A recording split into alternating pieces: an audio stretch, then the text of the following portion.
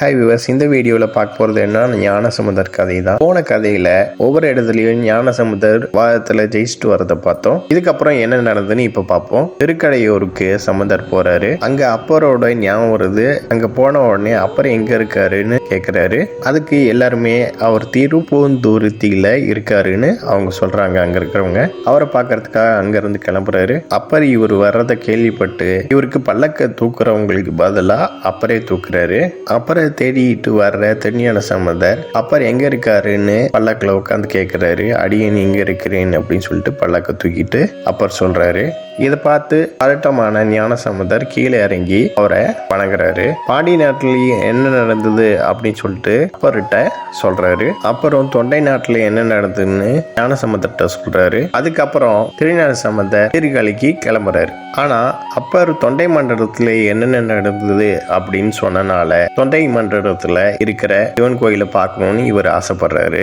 அதனால தொண்டை மண்டலத்துல இருக்கிற சிவன் கோயிலை பார்க்க கிளம்பிடுறாரு. திருவோத்தூர் அப்படிங்கிற இடத்துக்கு வர்றாரு. அங்க சிவனடியார் ஒருத்தர் தோப்பு ஒன்ன சிவனுக்காக உருவாக்கி வச்சிருக்காரு. ஆனா அது எல்லாமே ஆண்பனைகளா இருக்கிறதுனால காய்க்கவே இல்லை. சமணர்கள் இதை பார்த்து கிண்டல் செய்ய தன்னோட இந்த வருத்தத்தை திருஞான சம்பந்தர்கிட்ட தெரிவிக்கிறாரு. திருஞான சம்பந்தர் வந்த நேரம் இரவு தான்.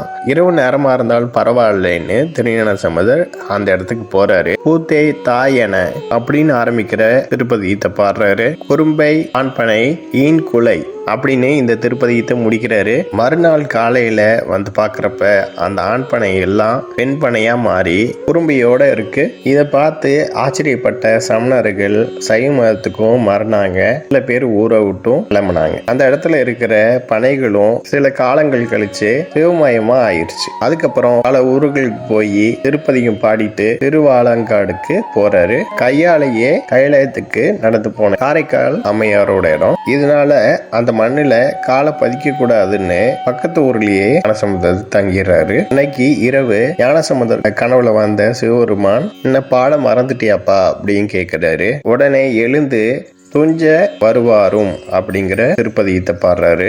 அதுக்கப்புறம் பல ஊர்களுக்கு போய் சிவன் கோயிலை பார்த்து திருப்பதியத்தை பாடுறாரு. இதுக்கப்புறம் திருக்காளகஸ்திக்கு போறாரு. அங்க போய் மலை எங்க இருக்குதுன்னு கேட்டுட்டு, அதாவது காளகஸ்தி மலை எங்க இருக்குதுன்னு கேட்டுட்டு வானவர்கள் தானவர்கள் அப்படிங்கிற திருப்பதியத்தை பாடுறாரு. இதுக்கப்புறம் பொன் மோகலிய கடந்து மலை மேல ஏறி போய் இறைவனை தரிசனம் பண்றாரு. அங்க கண்ணப்பரை பாக்குறாரு. அவர் காலில் விழுந்து பரவச நிலைக்கு போறாரு. இந்த கதையோட தொடர்ச்சியை நெக்ஸ்ட் வீடியோ பார்ப்போம். இந்த சேனல் சப்ஸ்கிரைப் பண்ணுங்க, அண்ட் பெல் பட்டனையும் பிரஸ் பண்ணுங்க, லைக் பண்ணுங்க, ஷேர் பண்ணுங்க. தேங்க்யூ.